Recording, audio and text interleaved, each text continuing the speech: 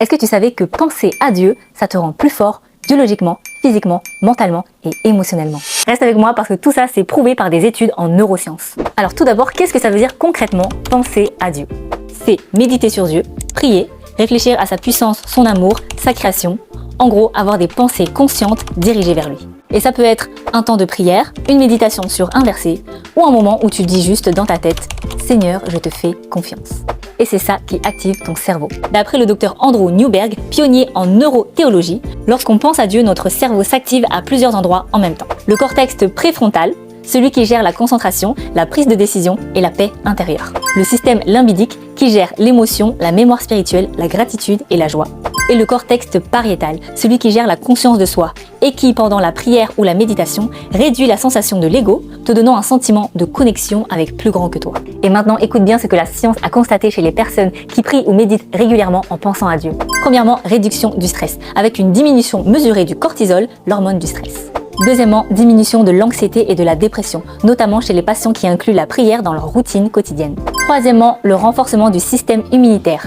Plus de cellules de défense, meilleure résistance aux maladies. Quatrièmement, amélioration de la mémoire et des fonctions cognitives. Et chez les personnes âgées, la prière ralentit le déclin cognitif. Cinquièmement, réduction de la tension artérielle et amélioration de la santé cardiaque.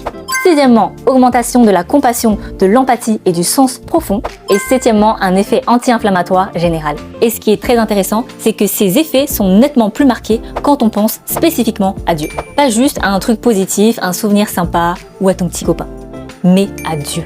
Parce que penser à Dieu, ça combine plusieurs choses uniques. Un sentiment d'humilité face à plus grand que soi, un lâcher-prise émotionnel et un sentiment d'espoir, d'amour et de gratitude, et un engagement cognitif profond. Et les neuroscientifiques appellent ça un circuit spirituel complexe qui ne s'active pas de la même manière quand on pense à autre chose. Et tu sais ce que ça veut dire?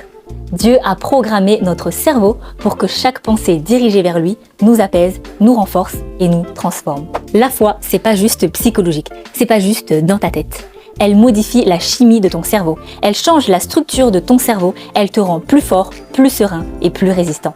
Ton cerveau est câblé pour Dieu.